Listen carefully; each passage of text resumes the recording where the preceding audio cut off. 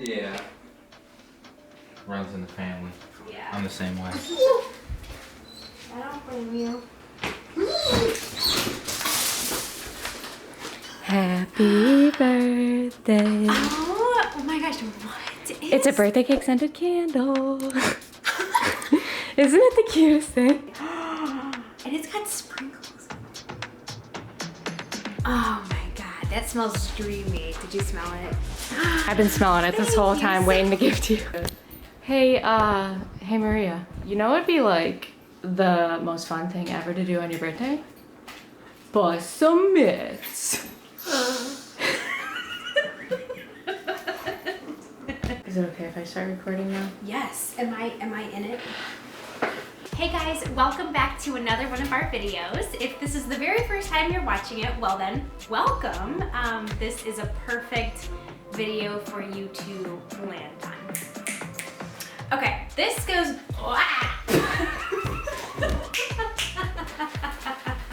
I call myself a wellness blogger, but in actuality, that's just sort of the blanket statement, as I created a guided wellness journal that helps you track your habits each day. I have a group coaching program called Build Healthy Habits because that's exactly what it helps you do, and I create free YouTube videos for you to teach you how to build healthy habits and enjoy the journey. So without further ado, today we are busting some health myths. So let's get started.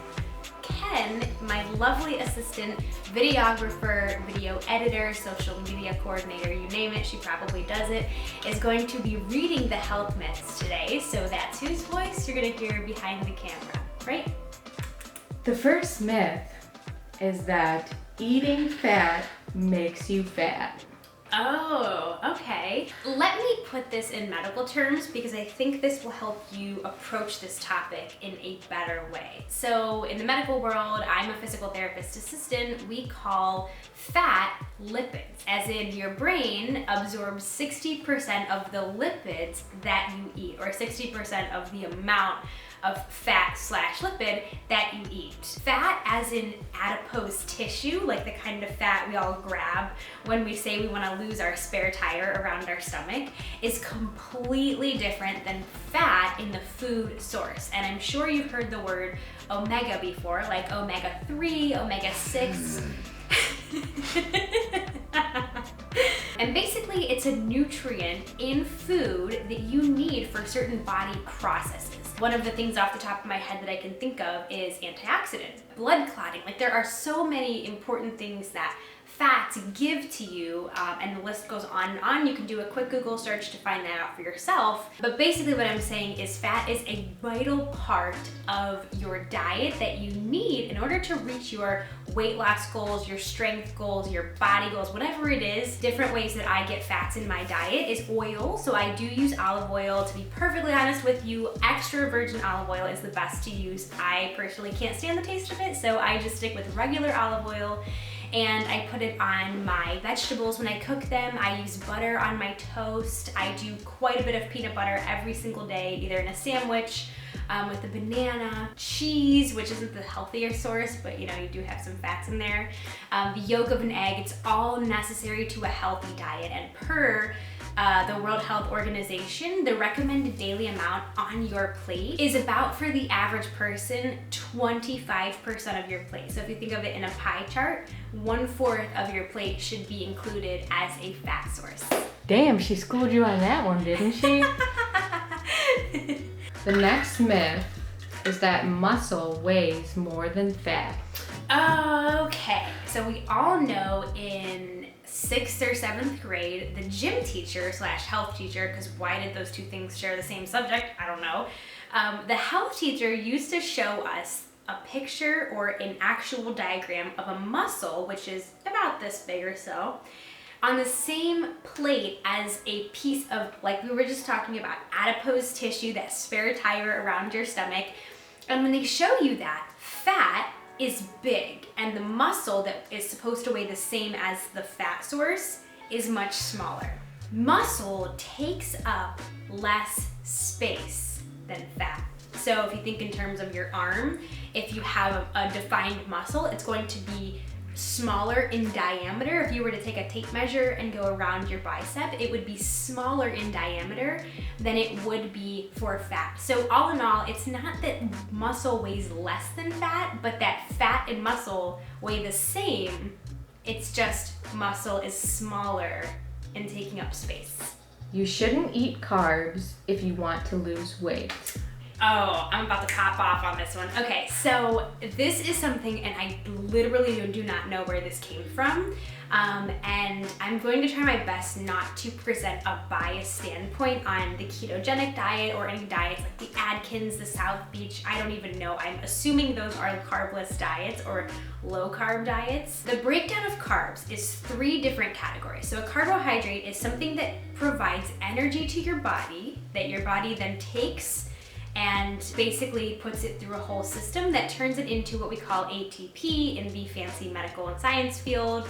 That means usable energy for your body. So if you're gonna go work out, you want to eat a carb so that your body has energy. The first place the carb that turns into ATP, usable energy for the body, the first place that's stored is in the muscle. The second place is in the liver. So what you need to know is that if you wanna go to the gym and have a kick butt leg day, you have to eat carbs beforehand or else you'll have no usable energy and your body will start pulling protein from your muscle to use, which is not an ideal energy resource. If you want to be a functional person in society who has enough energy to wake up at 5 a.m. and go to work and drive home and go to the gym and film YouTube videos at night, your body needs carbs. Carbs do not make you fat. I can promise you this 1000%.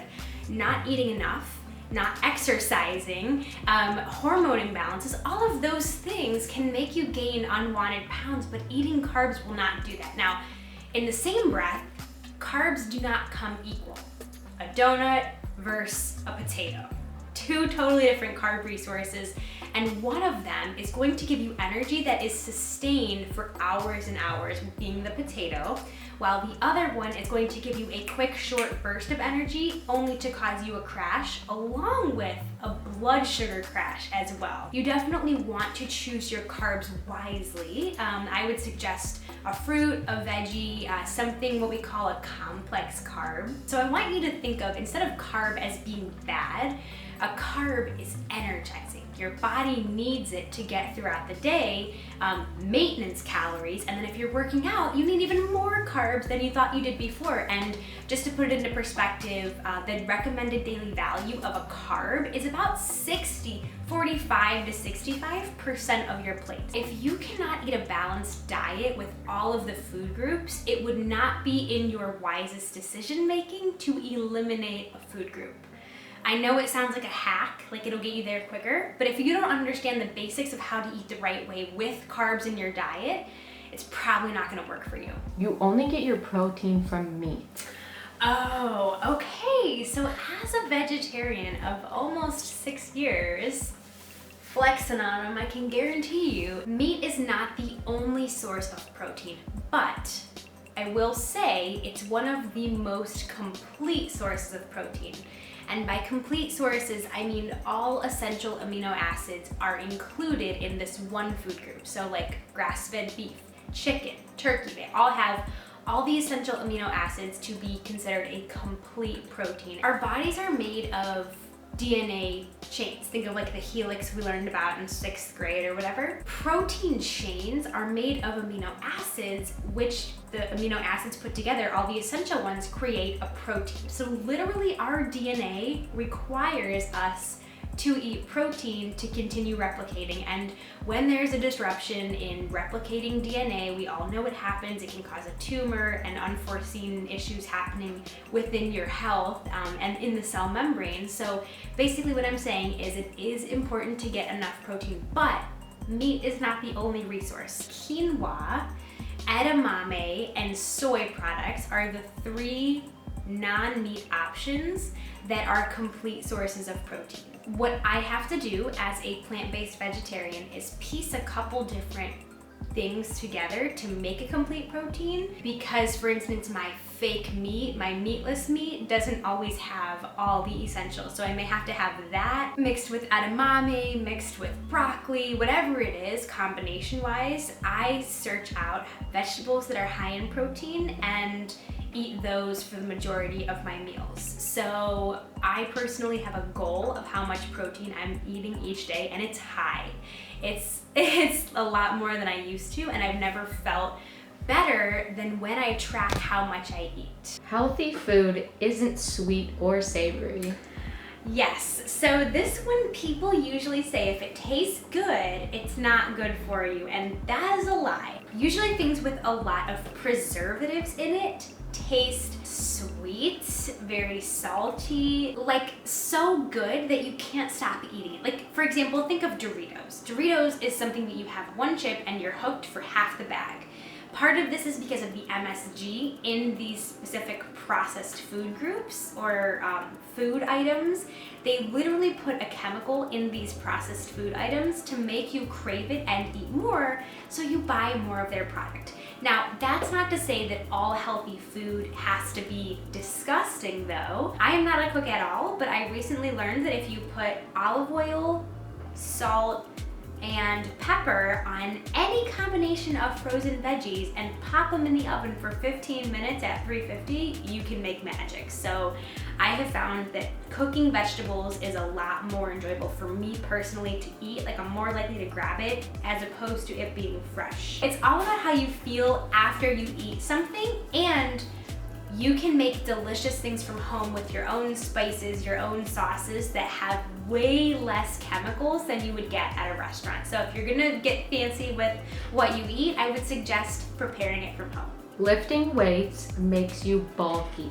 Oh, for this one, I'm just gonna do a quick little demo here because I've been lifting weights for about 3 months now. And honestly, tell me, do you think I look bulky? No. Because I am not like super strong, but I can do about 70-pound lat pull downs. I can squat, I can deadlift. I wouldn't consider myself a bulky person. When you see girls on Instagram who look super ripped and buff, they didn't get there by accident. They have been working towards that and specifically pushing towards that for years and years and years. And I can promise you it did not happen by accident. So I encourage you, especially women watching this, to think about how strong you want to feel and how good of posture you want to have and how toned you want to look. I hate that phrase, but toned meaning you got a little bit of muscle definition to you. And I want you to remember that a strong woman physically is also mentally strong with how much confidence you can build lifting weights. And not that weightlifting is the best option for everyone, but women just seem to be so weird about lifting weights thinking they're gonna get bigger when in actuality it's not gonna happen. Like I promise you, I eat more now than I have in years. I'm exercising more, I'm lifting more, and I'm not bulky yet, but I will keep you updated. For never when that happens. Just had to get a little visual. Had to show them. Eating at night isn't good for you. Yes, this is always something I see on Pinterest. Why is Pinterest obsessed with telling people if they eat after 7 p.m. they're going to gain weight? Now, depending on your body type, depending on what your metabolism is used to, depending on a lot of different factors, sometimes after you've eaten all your calories for the day and you get bored at night and you snack on Oreos and Doritos and leftover fried chicken, or frankly whatever it is that you like to gorge on at night, that you will be gaining weight in the morning. That will only happen if you're eating more than the amount of calories you're burning. So if you are eating high calorie, high satiating food at night and you feel super full, you don't sleep well, you wake up bloated, yeah, it might happen. But I snack at night. I have cereal most nights. I would encourage you to, if you're going to eat after 7 p.m., make it something that's both satisfying and nutrient dense, like peanut butter toast, peanut butter and banana, oatmeal, popcorn, cereal, like anything like that where it's still going to satisfy that craving if you're still hungry after dinner, but it has some sort of nutrients in it, preferably something that helps you calm down in order to get better quality sleep. You never have to go to bed with an empty stomach, but there are certainly foods that are better for you than others. And to be honest with you, I'm not an expert on what foods are better for you. I just know what feels good for me. And I would suggest reaching out to a dietitian for help on what's best for you. Artificial sweeteners are horrible for you. Ooh, there was an emphasis on the horrible. Wow, I can speak. Sounded aggressive. That sounded aggressive. One of my best friends, Megan, who is a registered dietitian, one of my first childhood friend, her and I made a video on my YouTube channel 2 years ago where we busted this myth. She graduated from Ohio University and she did a whole project on artificial sweeteners, and she basically found that they are not as bad for you as people think they are. Now, can they have adverse effects? Can they make you gain unwanted weight? Can they cause disruption in your hormone imbalance? Yes, and sometimes, like for me, they make me break out. But man, I love me a Coke Zero sometimes, and I think that if you're going to treat yourself, having something with artificial sweetener is not as bad as having something with alcohol, that's fried, that's, you know, any of the things. I kind of like, I don't know, I have this hierarchy for my own self where things, I kind of go like, what's the worst possible thing I could have, and then anything else below that is kind of better for me. So I look at it like Mio, for example, the drink MIO, you squirt it into like water. It has artificial sweetener, but it also has some B vitamins, different kinds of vitamins depending on which kind you get. And so I look at it like, okay, if you're lacking in this kind of vitamin and this is the only way you're going to get it, it's not a bad idea to pursue. So you have to look at it like, what's the risk versus the benefit? For me, I love the taste of a Coke Zero, so I will treat myself to that. And I know that the artificial sweetener in it is not enough to harm me at all. Now, if you have like 10 a day, then we're talking getting into the danger zone of like too much. They say like everything in moderation.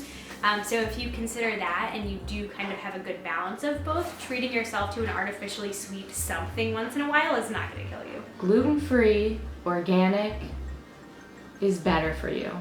It is not. It is not. Mythbusters.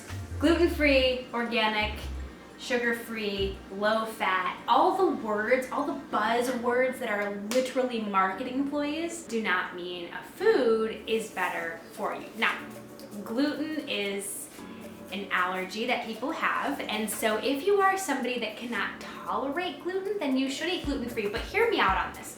There's a section at Giant Eagle that's called the gluten-free section that has processed pretzels, Charlie making her way into the video, that has processed pretzels, cookies, crackers, grams, whatever it is, like all kinds of things in packages. And my question is, because I've looked at the back of them, are they actually including less ingredients than the crackers in the regular aisle? Usually it's a no. So what I found is that the best way to eat healthy, like from experience, I know people look at me and it's easy to say, wow, well you're thin or you're small, so it's easy to make these comments.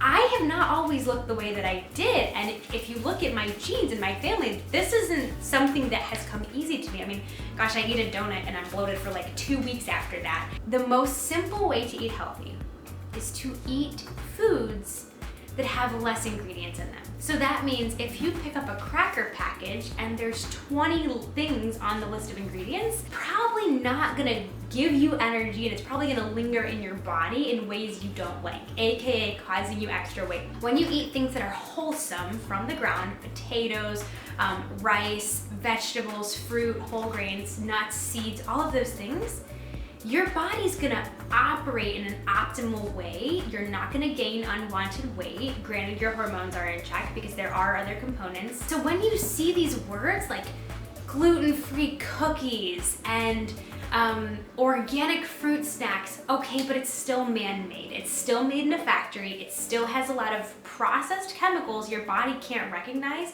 Those are the things that end up staying in you that you can't flush through. Your body can't detox and get rid of it. Do I eat processed foods? Yes, I'm a human. I love my bare naked granola. I love my pretzel peanut butter nuggies, as we call them.